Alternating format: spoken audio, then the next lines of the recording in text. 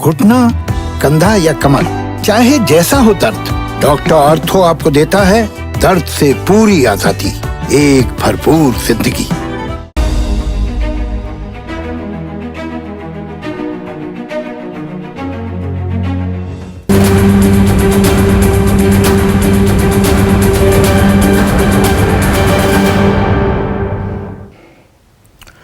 नमस्कार, मैं हूं संदीप चौधरी। आज सबसे बड़ा सवाल में हम बात करेंगे सोशल मीडिया की। मतलब ये शब्द आपने इतना सुन लिया है, सुनकर आपके कान भी पक गए होंगे।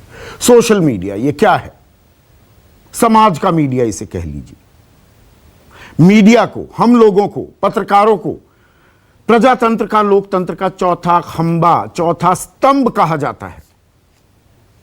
लेकिन पिछले कुछ सालों में आपने देखा होगा मीडिया को लेकर अलग अलग परिभाषाएं, अलग अलग शब्द गढ़े जा रहे हैं कि मोदी मीडिया सरकार की बातें करता है, देश विरोधी मीडिया, प्रेस्टिट्यूट समझते हैं ना आप?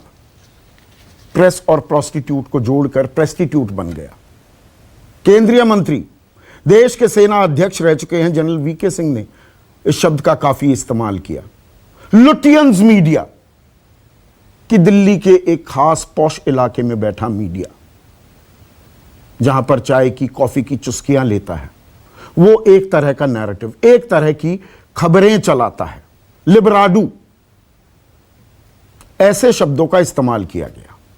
तो कहीं ना कहीं, और मैं पूरी जिम्मेदारी के साथ ये बात कह रहा हूं क्योंकि मैं उस चौथे खंबे का एक हिस्सा हूं और बड़े गर्व से कहता हूं कि मैं चौथे स्तंभ का एक हिस्सा हूं, अपनी जिम्मेदारी का निर्वाह करता हूं। लेकिन लांछन लगे हैं, आक्षेप लगे हैं, गरिमागिरी है, साख पर बट्टा लगा है मीडिया के, और उसी के चलते ये सोशल मीडिया यकायक ये हावी हो गया। बहुत सी ऐसी खबरें जो हम आपको नहीं दिखाते सोशल मीडिया पर दिखाई जाने लगी। अब जब ऐसी खबरें दिखेंगी तो कोई भी हो सत्ता में, वो किसी की भी सरकार हो। हमने इमरजेंसी का युग भी देखा है, कांग्रेस के जमाने का, और उसमें लाल कृष्ण आडवाणी सूचना और प्रसारण मंत्री बने थे मोरारजी देसाई की सरकार में, जो 1977 में इमरजेंसी के बाद बनी। उन्होंने कहा, when you were asked to bend you crawled, कि जब आपको झुकने के लिए कहा गया आप साष्टांग हो गए थे। पत्रकारों के बारे में यह कहा गया था। तो पत्रकार क्या दबाव में भी आ जाते हैं, और उसी की एक वानगी हमने सोशल मीडिया की प्रोलिफरेशन, जो ये ना कुकुरमुत्तों की तरह हर जगह सोशल मीडिया हावी होने लगा। खबरें भी आई, दिक्कत में आई सरकारें।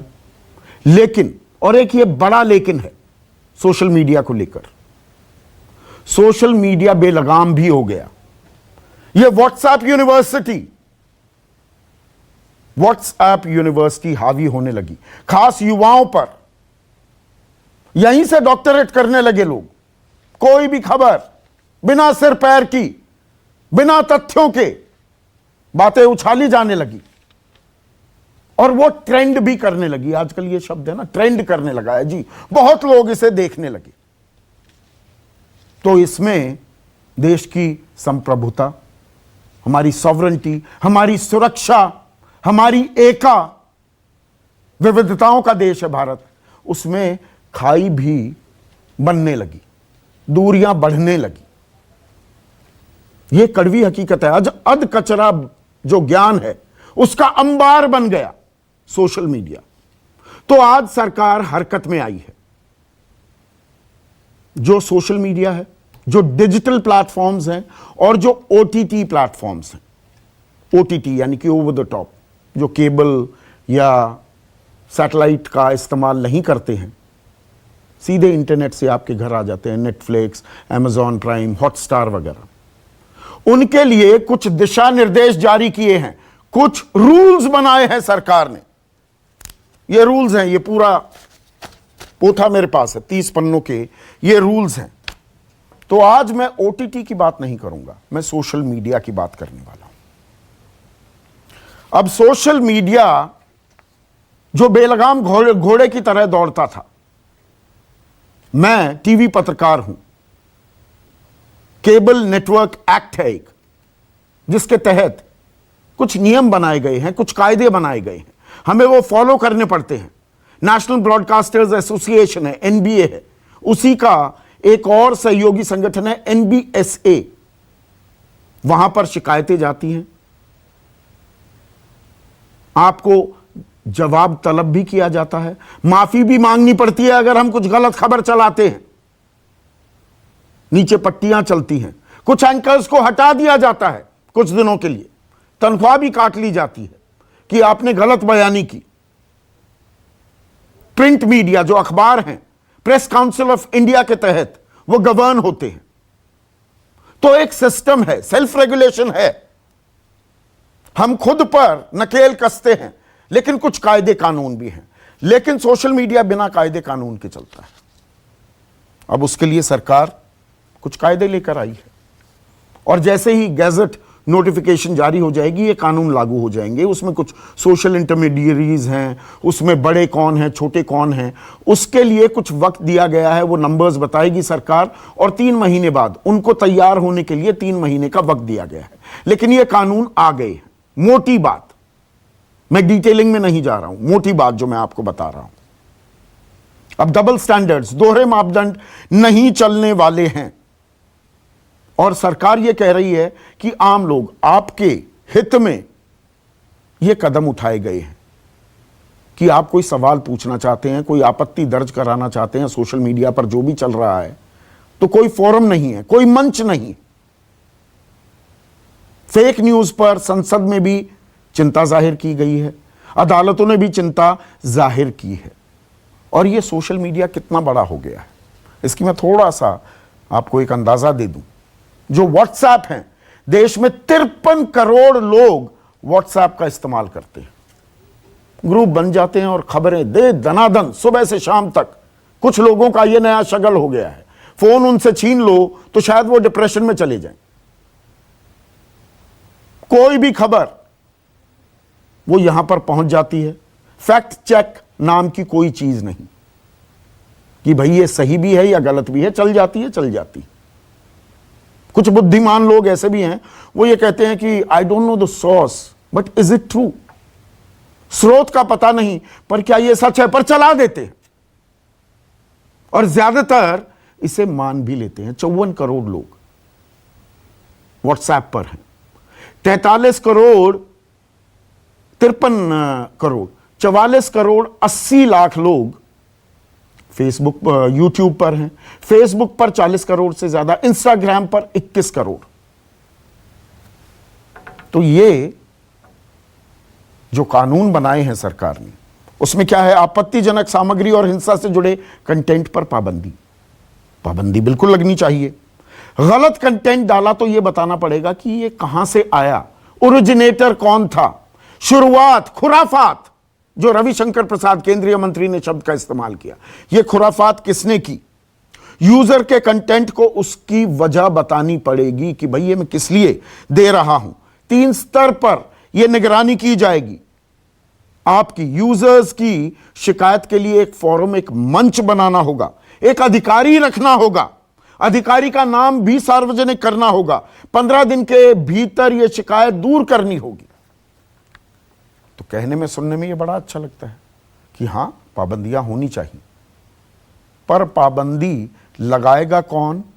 और यह राष्ट्रीय सुरक्षा का मामला है, हमारी सॉवरेंटी का मामला है, देश को बदनाम किया जा रहा है या नहीं किया जा रहा है, इसके पैमाने क्या पूर्व अधिकारी या सरकार के अधिकारी तय करेंगे?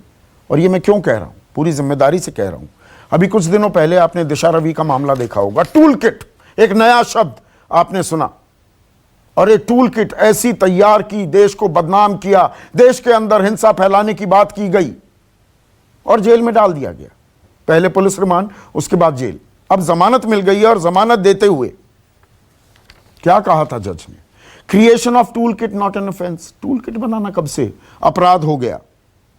इस टूल किट में ऐसा कुछ नहीं था कि देश के विभाजन, सेसेशनिज्म की बात की जा रही हो, कि देश को तोड़ने की बात की जा रही हो। Propitious anticipations can not restrict personal liberty. आपने सोच लिया कि ये तो ऐसा करेगा, उसके चलते आप मेरी आजादी में दखल नहीं दे सकते। किसी भी तरह की हिंसा की कोई आवाज, कोई संकेत नहीं दिए गए थे। और जो ये होता है ना गुरूर, वैनिटी का जिक्र किया गया था कि सरकारों की वैनिटी के हिसाब से कानून नहीं चलते। दिशा रवि तो जेल में गई, टूल किट तो कपिल मिश्रा का भी है, हिंदू इकोसिस्टम का भी देखिएगा, एक बड़ा अच्छा उस पर खुलासा भी किया गया है, पर वो खुले घूम रहे हैं। ये अपने आप में सवाल है। पहले सुनिए दोनों केंद्रीय मंत्री रविशंकर प्रसाद और प्रकाश जावड़ेकर इन कानूनों को लेकर मीडिया के सामने आए तो क्या बोला। इन बड़े आदर से कहूंगा, there should not be double standards. If an attack is there on Capitol Hill in Congress, then social media support the police action. But there is an aggressive attack on Lal Killa, the symbol of India's freedom, where our Prime Minister hoists the national flag. You have double standard. This is plainly unacceptable. OTT platforms को ऐसा कोई नियम नहीं है और इसलिए सरकार ने यह समझा कि एक लेवल प्लेइंग फील्ड होना चाहिए। All media platforms must have the same justice system. और इसलिए डिजिटल हो, प्रिंटिंग हो, टीवी हो, ओटीटी हो, कुछ नियमों का पालन करना पड़ेगा, कुछ प्रोसेस सेट करना पड़ेगा। ऐसे में आज का सबसे बड़ा सवाल, क्या रेगुलेशन के नाम पर विरोध की आवाज दबाएगी सरकार? और क्या सोशल मीडिया अब कचरे ज्ञान का अड्डा है? ये दोधारी तलवार है क्या? और म्यान इसके लिए बनानी होगी क्या? चर्चा में मेरे साथ बीजेपी की तरफ से महेश वर्मा, कांग्रेस के राष्ट्रीय प्रवक्ता और उनके सोशल मीडिया हेड भी हैं रोहन गुप्ता, एलजेपी अहम घटक है मोदी सरकार की, उनके नेशनल वाइस प्रेसिडेंट और मुख्य प्रवक्ता वकील भी हैं AK Vajpayee, Ashutosh digital platform चलाते हैं सत्यहिंदी.com नाम का, वरिष्ठ पत्रकार हैं, सिद्धार्थ जराबी एक और वरिष्ठ पत्रकार, न्यूज विद J के मैनेजिंग एडिटर, तो इनका भी सोशल मीडिया में दखल है। और देश के ही नहीं, मैं कहूं दुनिया के फॉरमोस्ट IT एक्सपर्ट और वकील भी हैं पवन दुग्गल, क्योंकि सरकार कह रही है नए कानून नहीं है, IT एक्ट में ही ये और चीजें और रूल्स को हम जोड़ देंगे, तो वो हमें समझाएंगे कि इसके मायने क्या हैं। आशुतोष, सोशल मीडिया बेलगाम हो रहा था, कुछ भी परोसा जा रहा था, और टीवी के लिए, अखबारों के लिए अगर कायदे हैं, व्यवस्था है, प्रेस काउंसिल ऑफ इंडिया है, केबल नेटवर्क एक्ट है या NBA है, तो सोशल मीडिया के लिए क्यों नहीं? देखिए संदीप, सबसे पहली बात यह कि सरकार की मंशा इस वक्त कटघरे में है। उसका कारण बहुत स्पष्ट है। मेरा अपना मानना यह है कि ये जो रेगुलेशन नाम की चीज कोशिश की जा रही है, वो दरअसल सोशल मीडिया को कंट्रोल करने की कोशिश है।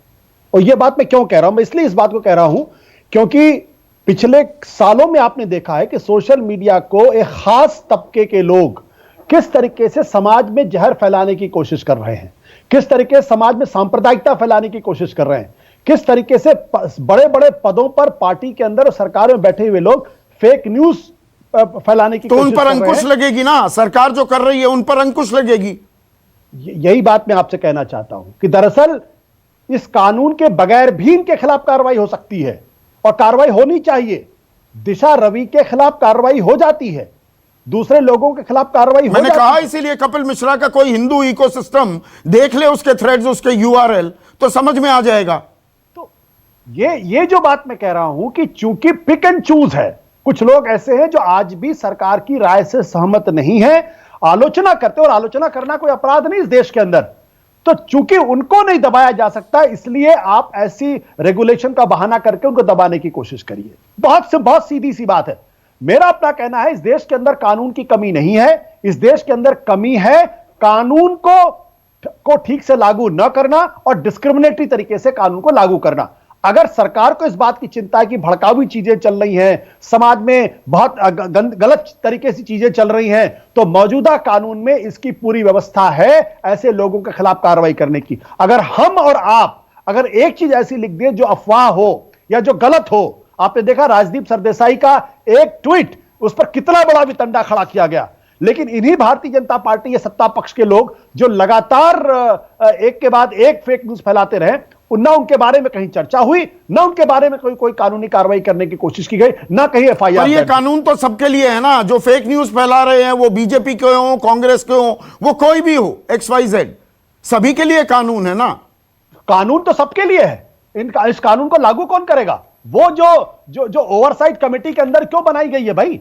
मैं जानना चाहता हूं कि अगर आप रेगुलेट करना चाहते, सेल्फ रेगुलेशन की बात कर रहे थे, तो ओवरसाइट कमेटी जिसमें डिफेंस मिनिस्ट्री के लोग, एक्सटर्नल अफेयर्स मिनिस्ट्री के लोग, होम मिनिस्ट्री के लोग, एंड आईटी मिनिस्ट्री के लोग, लॉ मिनिस्ट्री के लोग, women and child development ministry के लोगों के बैठने की जरूरत क्या है? जो सुओ मोटो किसी को भी का कॉग्निजेंस लेके सुनवाई कर सकते हैं, उस ज्वाइंट सेक्रेटरी की क्या जरूरत है जो कंटेंट को ब्लॉक करने की बात करता है? अगर आप सेल्फ रेगुलेशन की बात करते हैं तो ओवरसाइट कमेटी क्यों रखी आपने? एक बिग बॉस आपने क्यों खड़ा कर दिया जो कभी भी किसी को भी? पर सरकार तो कह रही है सेल्फ रेगुलेशन है, देखिए, वो जिम्मेदारी आप पर डाल रही है, जो प्रिंट मीडिया और मेन स्ट्रीम इलेक्ट्रॉनिक मीडिया के साथ भी यही है।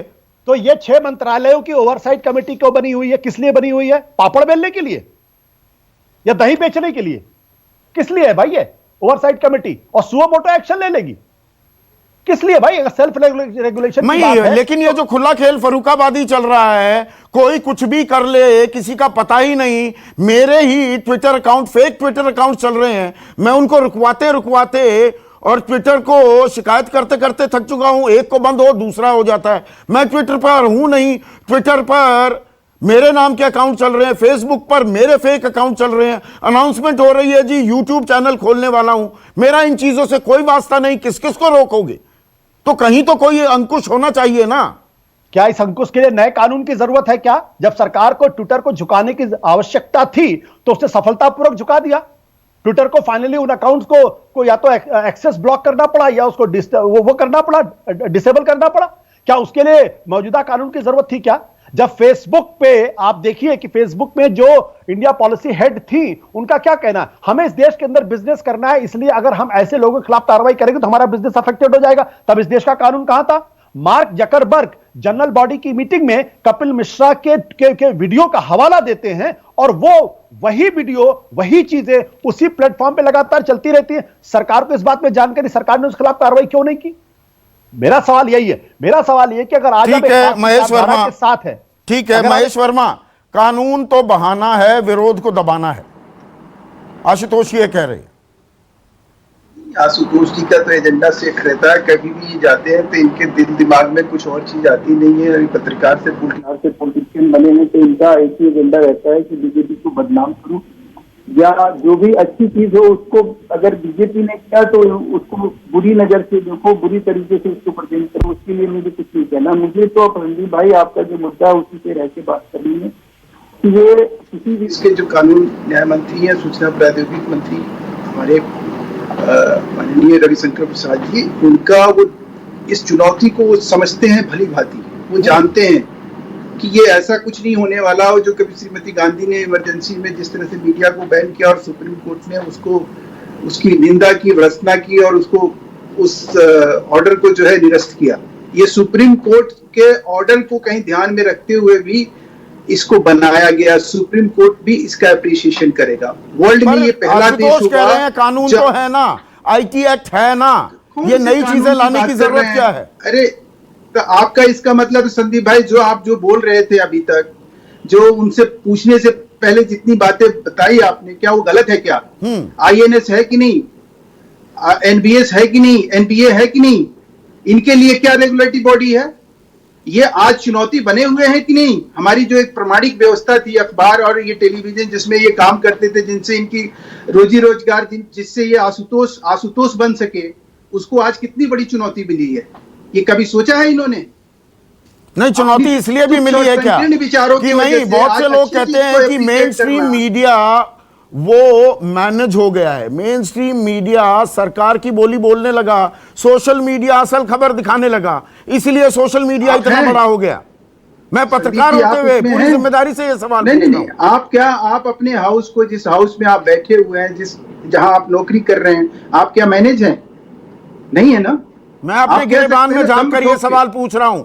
लोगों में ये धारणा बन गई है कि मेन स्ट्रीम मीडिया मैनेज हो गया है, देखिए, सोशल मीडिया असल लेकिन खबरें आज भी- दिखाता है, नहीं, इसीलिए अब अंकुश लोकल लगाने की आज- जरूरत पड़ गई क्या सरकार को? आज अमेरिका, कनाडा, आज ट्विटर जो है माफी मांग के चलता बनता है। फेसबुक पे आप याद करिए लोकसभा चुनाव से पहले कितना बड़ा एक बवाल आया कि राहुल गांधी ने किस तरह से फेसबुक, और उसके लिए बकायदा फेसबुक ने माफी मांगी कि हमने डाटा चोरी करी इंडियन लोगों की। बहुत ऐसी घटनाएं हुई हैं, सैकड़ों ऐसी। अभी हाल में दिल्ली दंगे में 40 हैंडलर पाकिस्तान के मिले अनवेरिफाइड। हमारे लिए एक चुनौती है संदीप भाई, हमारे चुनौती राष्ट्रीय थी कि सुरक्षा इसका के लिए। आपने भरपूर इस्तेमाल किया, पर अब ये फ्रैंकनस्टाइन मॉन्स्टर बन गया, आपके हाथ से निकल गया सोशल मीडिया। सोशल मीडिया का तो आपने जितना इस्तेमाल किया चुनावी फायदे के लिए किसी पार्टी ने नहीं किया। ये तो आपके फायदे पूर्व में अध्यक्ष, कोई- इस वक्त देश के नहीं तो- गृह मंत्री, नहीं तो क्या- वो जब बंगाल इसमें के क्या अपने बुराई कार्यकर्ताओं है? को संबोधित कर रहे अरे थे भैया, तो वो तो कोई बोले ना पाप कर दिया, कि फायदे हम में- लोगों को फायदे बताते का भी हैं हमने यूपी में क्या किया, हम डराते भी हैं। ये ऑन रिकॉर्ड है उनका बयान, क्या डराते हैं हम? किस चीज उनका के लिए बयान, ये डराते हैं? पूछिए ना क्या- अमित शाह से। नहीं, हम डराने का कोई काम नहीं करते। नहीं, देश उन्होंने में कभी बोला, इस ये तरह शब्द का- इस्तेमाल किया, क्या कि हम डराते हैं लोगों को? हम डराते भी हैं, और हंसे लोग ऐसा वहां नहीं। पर कि हमने ये यूपी नहीं, उन्होंने में। कहा कि लोग हमारे बारे में कहते हैं ऐसा कि हम अच्छा। लोगों को डराते भी हैं, हाँ। हमसे लोग डरते भी हैं। ये तो पार्लियामेंट में भी उन्होंने ये बात कही हाँ। कि लोग हमारे बारे में ये अनर्गल प्रचार करते हैं और ये सोशल मीडिया पे डाला जाता है। सवाल ये नहीं है, सवाल ये है, आज का मुद्दा ये है साहब कि जो चीज बेलगाम थी और वर्ल्ड में पहली बार ये इनिशिएटिव अगर किसी ने लिया तो ये हमारे देश ने लिया। इसका स्वागत होना चाहिए, अभिनंदन होना चाहिए। जो एक बेलगाम हो रहा था, जिसके ऊपर कुछ भी डाल दो, जिस तरह से मर्जी उस तरह से उसको यूज और इस्तेमाल आपके करो। लोग भी डाल रहे थे ये- ना। सर, हम तो कह रहे हैं कि उसमें इंक्लूड करके हम पूरे भारतवासी उसमें शामिल हैं। ठीक उसमें है, बीजेपी रोहन और गुप्ता, कांग्रेस आपको करने की दिक्कत क्या है? जी संदीप भाई, दिक्कत यहाँ पे नियत की है, दिक्कत यहाँ पे मंशा की है। क्योंकि ये सरकार की आदत है, जो भी सरकार के खिलाफ होता है उसको देशद्रोही का सर्टिफिकेट बांट देते हैं। हमने पिछले कई दिनों में देखा जिस प्रकार से ट्विटर को इन्होंने लीक किया, साझा करते सरकार के देश के सामने कि क्यों उनके अकाउंट हैक किए गए। ज्यादातर लोग ऐसे थे जो सरकार का विरोध करते थे, उनको देशद्रोही करार कर दिया। बात यहाँ पे रेगुलेशन की नहीं है, होना चाहिए एक दुरुपयोग को रोकना तो हमारी होना चाहिए जिम्मेदारी ना, है। रेगुलेशन तो वो होना रोकता चाहिए, ये है। बात सुनिए, मानते हैं आप? सुनिए, मैं यही बता रहा हूँ, रेगुलेशन कौन ला रहा है वो इम्पोर्टेंट है। वो खुराफात अरे सरकार लाएगी और कौन लाएगा? पर खुराफात, सुनिए मैं वही बता रहा हूँ, नियत क्या है। जो खुराफात खुद करेंगे वही लोग डिसाइड करेंगे कि कौन खुराफात करता है। तो कपिल मिश्रा जैसे लोग बाहर घूमेंगे। जो भाजपा के प्रवक्ता की मैं आपको 15 ट्वीट ऐसे दिखाता हूँ जो किसी भी स्टैंडर्ड से फेक न्यूज के अंदर आएगी, तो क्या सरकार बताएगी क्या उनके ऊपर एक्शन अभी तक क्यों नहीं हुआ? अभी तक भी IT एक्ट था, अभी तक भी सारी चीजें थी, आज तक भी वो ट्वीट क्यों है? क्योंकि कहीं ना कहीं उन चीजों से सरकार को फायदा है। कहीं और जो व्हाट्सएप यूनिवर्सिटी की आप बात कर रहे थे, उनके जो गृह मंत्री ने बताया, उसका दुरुपयोग करके ही आज भाजपा यहाँ तक पहुंची है। तो मुद्दा यहाँ पे ये है कि डिसाइड कौन करेगा कि खुराफात किसने किया, और खुराफात करने वाले लोग ही अगर खुराफाती डिसाइड करेंगे तो न्याय कहां से होगा? खुराफात की शुरुआत वो किसने हमने की देखा है थी? पिछले कई दिनों से हो रहा है। खुराफात की शुरुआत किसने की रोहन गुप्ता? इमरजेंसी किसने लगाई थी? देखिए, मीडिया मैं आज, पर शिकंजा, मीडिया को यही बोल मूक रहा हूं। किसने बनाया था? ये नहीं भूले, ये भूल गए क्या? इतिहास की बात लानी पड़ती है ना कई बार। संदीप जी, आप इतिहास की बात लाइए, पर जो आज की जो हमारी महत्वपूर्ण जो चीज है कि जो सरकार ये रेगुलेशन लेके आ रही है, आज उसके शासनकाल में सोशल मीडिया का सबसे बड़ा दुरुपयोग किस लोगों ने किया? कौन है पेड ट्रोल? कौन है व्हाट्सएप यूनिवर्सिटी के वो लोग जो झूठ फैलाते तो हैं? वो रुकेंगे ना, सरकार ही रोक रही है। सरकार आप कह रहे हैं सरकार के लोग करते हैं तो रोकेगी ना सरकार? मैं आपको 10 ऐसे नाम देता हूं कि जो आज भी फेक न्यूज जो उन्होंने फैलाए हैं, वो आज तक ट्विटर को उन्होंने लिख के नहीं दिया। उनके ही IT सेल के मैं नाम नहीं देना चाहूंगा, उनकी 15 ट्वीट ऐसी है जो टोटल फेक न्यूज है। क्यों सरकार ने लिख के नहीं दिया ट्विटर को जब अकाउंट बैन कर रहे थे कि इनका अकाउंट भी आज बैन जब कीजिए? कानून उसके लिए अगर एक नियत में सेकंड कोर्ट बीच में नहीं कोर्ट महेश वर्मा होती, मेरे शो में। अगर हाँ। नियत में कोर्ट नहीं होती तो लोगों को विश्वास तभी आता जब दोनों तरीके से कार्रवाई होती। यहाँ पे जब नियत में खोट होती है तभी संदीप जी सवाल उठते हैं कि जो सरकार लेके आ रही उसकी मंशा देशद्रोह को रोकने की है, भाजपा द्रोह को रोकने की है। नहीं, रेगुलेट करने की जरूरत नहीं। कोई भी आज की तारीख में पत्रकार बना घूम रहा है, कहीं से भी शो के, यही मेरे ही शो के या किसी भी चैनल के शो के कुछ हिस्से उठाए, कहीं कहीं से कुछ पैच किया, लगा दिया, अच्छे खासे व्यूज ले लिए, पैसे भी कमा लिए, और खुद को मुगालता पाले घूम रहे हैं कि हम पत्रकार हो गए। आज भी हर प्लेटफॉर्म की गाइडलाइन है। आज भी अगर ट्विटर को विदाउट दिस, मैं सिर्फ ट्विटर की बात नहीं कर रहा हूं, मैं यूट्यूब की भी बात कर रहा हूं, मैं व्हाट्सएप की भी बात कर रहा हूं, मैं सारे प्लेटफॉर्म की बात कर रहा हूं। अगर आज भी सरकार चाहे वो लॉ जो लेके आए, रेगुलेशन लेके आए, उसके तहत किसी भी प्लेटफॉर्म को कह सकते हैं कि ये चीज हटाइए, पर पारदर्शिता कहां पे है? अगर आप कहते हैं कि ये देश के खिलाफ है तो आपको देश को बताना पड़ेगा। आप तो ठीक है पवन दुग्गल स्क्रीन पर। पवन दुग्गल, क्योंकि आप एक्सपर्ट हैं इस फील्ड के और आप वकील भी हैं, मुझे ये बताइए, ये वक्त का तकाजा था कि नकेल तो कसनी पड़ेगी, बेलगाम हो रहा था सोशल मीडिया, या सरकार दरअसल पिक एंड चूज कर रही है? ये सरकार के हाथ में अब वो खेल होगा, वो जिसको खुला छोड़ना चाहे खुला छोड़ देगी, जिसको दबाना चाहे दबा देगी। देखिए, सरकार जो आज रूल्स लेकर आई है वो कई साल पहले आ जाने चाहिए थे। काफी देरी हो गई है, पर चलिए, जहां से जागे वहीं से सवेरा समझे। दूसरी बात, ये जो रूल्स आए हैं ये कोई नई थिंकिंग को दर्शाते नहीं है। वो 2011 की जो मानसिकता है आज 2021 के रूल्स में वही प्रदर्शित होती है। वही रूल्स कहते हैं जो 2011 में कहते थे कि साहब 36 घंटे में आपने कंटेंट रिमूव करना है, आज 2021 में भी कहते हैं साहब 36 घंटों में आप कंटेंट रिमूव करेंगे। अब 36 घंटे इंटरनेट पर आज की तारीख में एक युग समान है, और आप इफेक्टिवली एक लाइसेंस दे रहे हैं लोगों को कि एटलीस्ट 36 घंटे तो किसकी जो आपने मानहानि करनी कर लीजिए, क्योंकि कानून आपको 36 घंटे का टाइम देता है, और जहां जहां पर प्रकाशित करना है कर लीजिए। उसके बाद कानून अपनी नींद से जगेगा और आप जो अफेक्टेड पार्टी है उसको थोड़ा बहुत रिलीफ देगा। दूसरी बात, ये जो रूल्स एंड रेगुलेशंस हैं सोशल मीडिया को नियंत्रित करने का प्रयास कर रहे हैं, साथ ही साथ बहुत ब्रॉड टर्म्स इस्तेमाल कर रहे हैं। उनकी क्या इंटरप्रिटेशन होगी, किन परिस्थितियों में, किन केसेस में कहां इस्तेमाल किया जाएगा, उसमें क्लैरिटी नहीं है।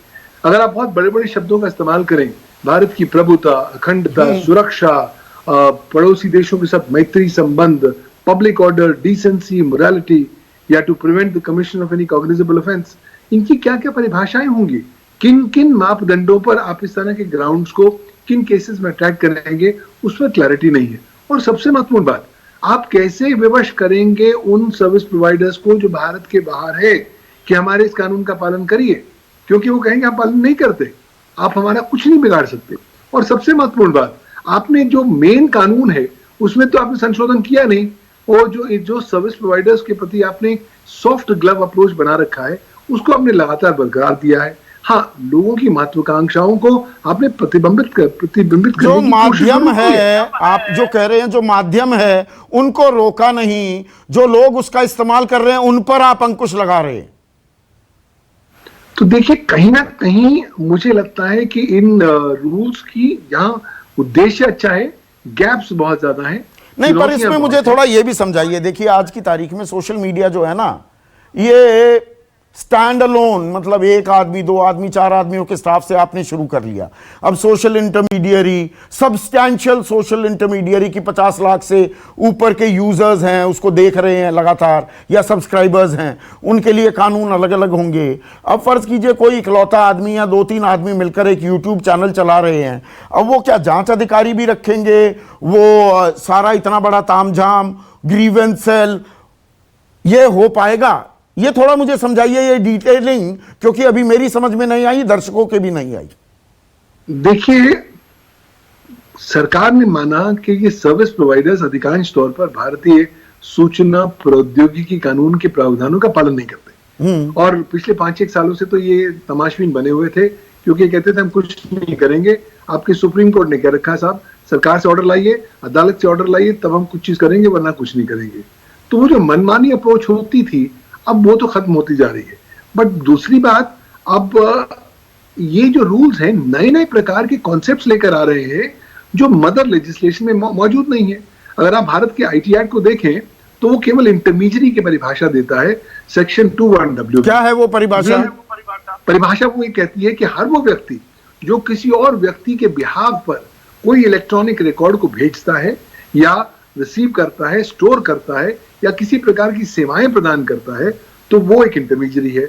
और स्पष्ट तौर पर उदाहरण दिया गया है, अगर आप टेलीकॉम सर्विस प्रोवाइडर हैं, नेटवर्क सर्विस प्रोवाइडर हैं, इंटरनेट सर्विस प्रोवाइडर हैं, वेब होस्टिंग कंपनी है, ऑनलाइन ऑक्शन पोर्टल। नहीं, जो व्यक्ति एक यूट्यूब चैनल चला रहा है या डिजिटल प्लेटफॉर्म चला रहा है, वो किस परिभाषा में आएगा? वो इंटरमीडियरी हो गया ना। आप एक सिंगल व्यक्ति होंगे तब भी आप इंटरमीडियरी होंगे। अगर आप किराने की शॉप में अपना किराने का धंधा चला रहे हैं लेकिन उसमें भी आप इंटरनेट का इस्तेमाल कर रहे हैं, तब भी आप इंटरमीडियरी होंगे। तो कौन कौन से इंटरमीडियरी कैसे कैसे आपकी कंप्लायंस करेगा और उसको कौन ओवरसाइट करेगा, उसमें क्लैरिटी नहीं है।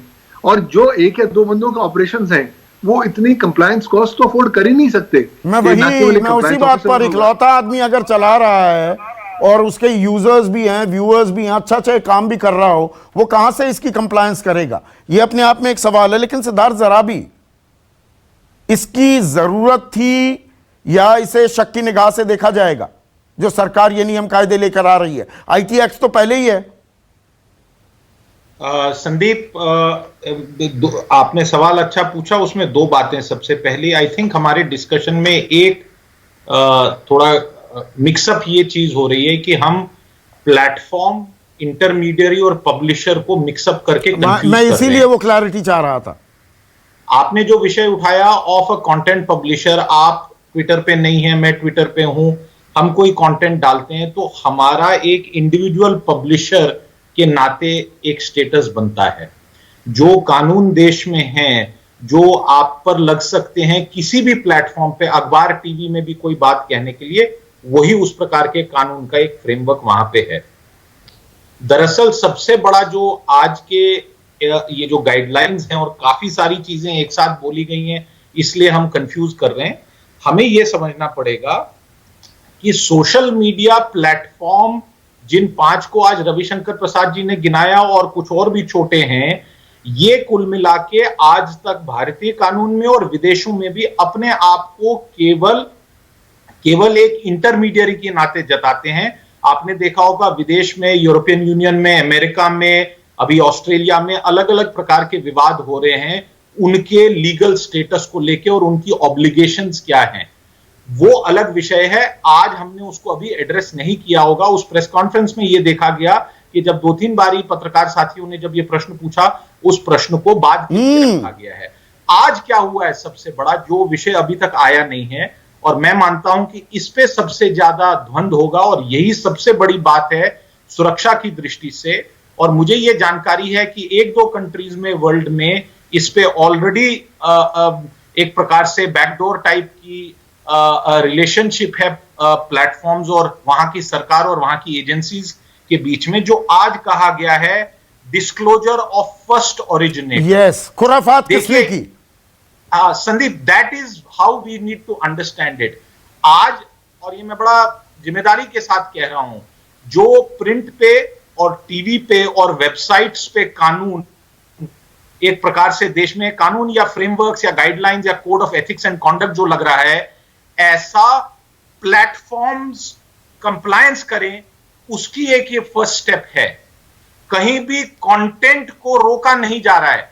एंड मैं ये बड़ी विनम्रता से कहूंगा कि मैंने 2 बारी आज सुबह से ये पढ़ा है, दोपहर से, कहीं भी कंटेंट पे अंकुश की बात नहीं है। पर अल्टीमेटली कंटेंट पर ही तो अंकुश लगेगा। ये सरकार डंडा चला रही है क्या? यही सवाल है, बिल्कुल सरल भाषा में पूछ रहा हूं मैं। संदीप, देखिए, ये तो मंशा की बात है, परंतु आज का कानून तो प्लेटफॉर्म स्पेसिफिक है। इसमें इंडिविजुअल्स को कहां क्वेश्चन किया गया है? हमारे पास आज आपकी पैनल में एक ऐसे व्यक्ति हैं जिन्होंने भारत में आईटी एक्ट में, पवन जी ने पहले दिन से काम किया है। 20 साल पहले मैं इनसे कोट लेके स्टोरीज छापता था। मेरा इनसे प्रश्न है, Pawan ji, there is a difference between a platform, a publisher and a intermediary. Where is the question of definition of publishers? एक आखिरी बात संदीप, एज ऑफ टुडे, चाहे आप वो डीएवीपी बीओसी गाइडलाइंस को देख लीजिए या प्रेस एक्रेडिटेशन गाइडलाइंस देख लीजिए, मेरा बड़ा सरल सा सवाल है, आज किसी भी डिजिटल वेबसाइट या सोशल मीडिया पब्लिशर का किसी भी प्रकार का कानूनी रिकॉग्निशन है इंडिया में? मैं खबर करूं या कोई प्लेटफॉर्म न्यूज करे, मेरे नहीं, कुछ सरकारें करने लगी हैं, राज्य सरकारें, उत्तर प्रदेश ने खाका बना लिया है, but it is a central subject so far. So इसको वैसे देखना चाहिए संदीप कि ये एक एवोल्यूशनरी प्रोसेस है और हमें इसको ओपन माइंड से डायलॉग के साथ करना पड़ेगा। जरूर इसमें से कुछ चीजों को मतलब एक प्रकार से रिव्यू करना नहीं, पड़ेगा। डायलॉग की जो बात आती है, और ये सवाल ये अभी से उठने लगा है, जब डायलॉग की बात आती है, ए के वाजपेयी सरकार ने ये कानून बनाया, स्टेक होल्डर से बातचीत होती है, किन स्टेक होल्डर से बातचीत हुई?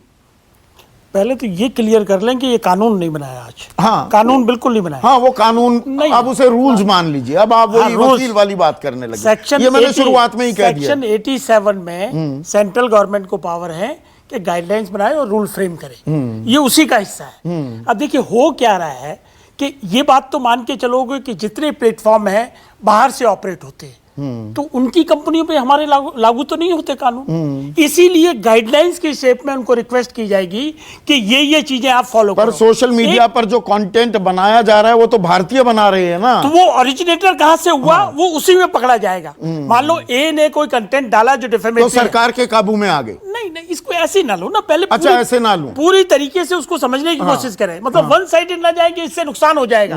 अरे भाई, ये कानून तो 2000 में कांग्रेस ने बनाया था, रूल उन्होंने नहीं बनाए, हमने उसको रूल को फ्रेम कर दिया। और वो भी हमारी पोजीशन ये है कि हमारी गर्दन सुप्रीम कोर्ट के सामने होती है। 2 बार डायरेक्शन दे चुके हैं, अगर हम नहीं बनाएंगे तो कंटेम्प्ट हमको फेस करनी पड़ेगी। तो हमने कोशिश ये की है कि किसी तरीके से बैलेंसिंग एक्ट आए और क्लैरिफिकेशन हो जाए। अब एक एग्जांपल मैं देता हूं आपको। जानकारी है कि सेक्सुअल हरासमेंट के केस एस्टेब्लिशमेंट में बहुत हुआ करते थे, कोई एक्शन नहीं। आईपीसी में जो प्रोविजन है वो 376, 504 वो लागू करके छोड़ दिया जाता था। सुप्रीम कोर्ट ने डायरेक्शन दी कि वर्क प्लेस पे आप एक ग्रीवेंस ऑफिसर बनाएंगे, वो कमेटी 2 दिन के अंदर सलाह मशवरा किससे किया? स्टेक होल्डर से बातचीत की? रविशंकर प्रसाद जी ने बताया 171 पब्लिक डोमेन में डाला, 171 कमेंट्स आए, उसके बाद काउंटर कमेंट्स आए, उसके बाद ये चीजों को किया गया। तो ये ना कहिए कि प्लेनली और ब्लैंकली इसलिए बना दिया है कि हमको अपोजिशन को हरास करना है या हमको मीडिया को, पर्टिकुलर मीडिया को कंट्रोल करना है। ये उस नीयत से थोड़ी बनाए जाएंगे। सरकारें सारे कानून बनाती हैं। नहीं, हमने दिशा रवि में देखी ना, दिशा रवि कपिल मिश्रा का मैंने उदाहरण इसीलिए दिया। एक्सेप्शनल केसेस अगर अच्छा, है, एक्सेप्शनल दिशा रवि का केस अगर इतना ही बढ़िया था, इतनी इनोसेंट थी, तो डिस्चार्ज क्यों नहीं कर दिया मजिस्ट्रेट ने? She is released on bail, the matter has to be examined. Chargesheet आएगी, सस्टेन करती है, नहीं करती, उसको इससे रिलेटेड क्यों जोड़ेंगे? जो जज कह रहे हैं कोई सेसेशनिज्म की, विभाजन बात नहीं, कोई हिंसा का जिक्र नहीं, जो सवाल जो उठाए गए थे। पवन दुग्गल जी भी बैठे हुए हैं, मेरी बात से ये सहमत होंगे कि जो एमएम होता है उसको इस तरह की फाइंडिंग्स या भाषणबाजी नहीं करनी चाहिए। अच्छा, वो कोई आर्टिकल 226 या 32 में नहीं बैठा है। He is bound to confine to the police diary और द सीआरपीसी। अच्छा, तो इस तरह के भाषण देना कोई अच्छी शुरुआत नहीं है। केस पे मेरिट्स है नहीं है, अगर मेरिट्स नहीं थी आप डिस्चार्ज कर देते। आपने डिस्चार्ज तो किया नहीं, आपने तो बेल पे छोड़ा है, तो वो मैटर चलेगा। दूसरी बात मैं ये कहना चाहता हूं कि सेक्शन 67 जो आईटी एक्ट का है उसमें बाकायदा पनिशमेंट प्रोवाइडेड है, और गाइडलाइंस में आप खोल लीजिए, तो वो तो आईटी एक्ट में पहले से ही है ना, गाइडलाइंस में खोल दीजिए। हाँ, ये गाइडलाइंस उन पे लागू होंगी जिसमें 5 ईयर से ज्यादा की पनिशमेंट है। बोला ये रविशंकर तो ये क्लियरली उन्होंने बोला। तो ये इंडिविजुअल का जहां तक सवाल है, individual would be subjected to the punishment in respect of the content. जहां पर ऐसा जुर्म किया जाए 5 साल से ऊपर सजा का प्रावधान है, वहां पर संज्ञान लिया जाएगा। लेकिन आशुतोष, क्या आप इस बात को डिनाई करेंगे कि सोशल मीडिया आज की तारीख में अधकचरे ज्ञान का अड्डा बन गया है?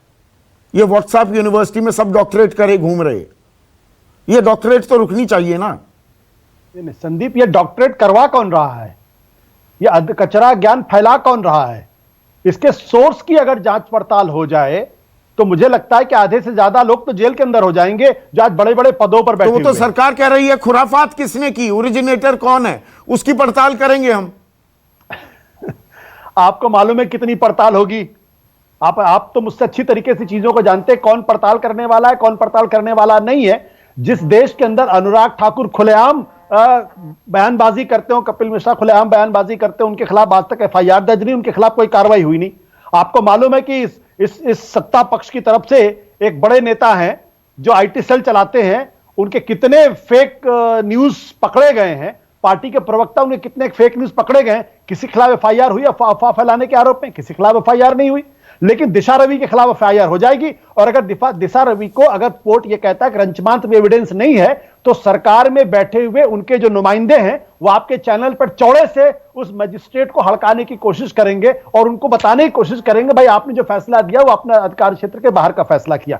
यह सरकार है, समझा करिए। वाजपेयी जी जो बोल रहे हैं, ये वाजपेयी जी के अंदर का अहंकार नहीं बोल रहा है, ये सत्ता का गुरूर बोल रहा है। अगर हम ये बात कहते होते तो आप कहते हैं आप न्यायपालिका का सम्मान करना नहीं जानते, आप लोग न्यायपालिका का अपमान कर रहे हैं, आप माफी मांगिए। Mahesh Verma, pick and choose होगा, पिक एंड चूज होगा। कानून की जरूरत भी मान रहे हैं, कानून होना चाहिए, लेकिन पिक एंड चूज करेगी सरकार।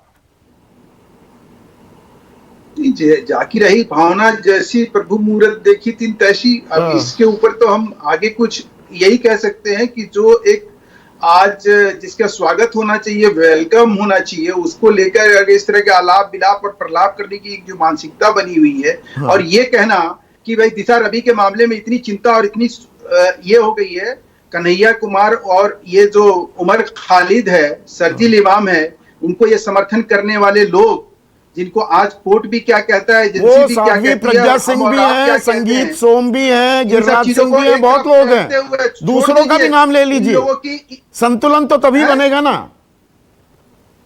सुनिए, संतुलन की बात अगर आज आप इस मुद्दे पे रोक के बात करिए, जिस दिन ये किसी दिन और पानी पी के आकर हमें कोस लेंगे, उसमें मुझे कोई दिक्कत नहीं है। कोसने की बात नहीं है, यहाँ पर मुद्दा गंभीर है। एक मिनट, अब रोहन गुप्ता लास्ट कमेंट। आलाप विलाप प्रलाप कर रहे हैं आप। फोन कट गया है। आलाप विलाप प्रलाप हो रहा है क्या यहां पर? पवन दुग्गल, एक छोटा सा कमेंट, 30 सेकेंड्स। मुझे लगता है कि बहुत सारे गैप्स हैं, उन गैप्स को फिल करने की जरूरत है। लोगों को घबराने की जरूरत नहीं कि शायद ये सेंसरशिप का मामला है, क्योंकि अल्टीमेटली ये सेकेंडरी रूल्स हैं, इसको चैलेंज आप अदालत में कर सकते हैं, इसकी कॉन्स्टिट्यूशनल वैलिडिटी को। आवश्यकता सरकार की तरफ से ये रहेगी कि वो क्लैरिटी लेकर आए, ताकि लोगों को भी ये तसल्ली हो कि ये एक ट्रांसपेरेंट मापदंड है जिसके आधार पर कदम उठाए जा सकते हैं या कदम नहीं उठाए जा सकते। और सबसे महत्वपूर्ण बात, सिर्फ हमें इंश्योर करना पड़ेगा कि रूल्स केवल कागजी घोड़े न बन के रह जाएं। इसको IT एक्ट बनाने में आपका अहम योगदान था। इस बार सलाह मशवरा हुआ आपसे पवन भाई? नहीं, समय कोई सलाह मशवरा नहीं हुआ। तो अब ये देखने वाली बात ये है, अधकचरे ज्ञान का भंडार भी बन गया है, सोशल मीडिया रेगुलेशन की भी जरूरत है, लेकिन क्या पिक एंड चूज होगा? कानून बहाना है, विरोध को दबाना है, वो वाला खेल भी होगा। वक्त गवाही देगा इसकी। आज के लिए बस इतना ही। नमस्कार। खास जड़ी बूटियों से बना पेट सफा आयुर्वेदिक चूर्ण आज ही ले आएं। पेट सफा पहली रात से ही असर दिखाता है और इसकी आदत भी नहीं पड़ती। पेट सफा, हर रोग दफा।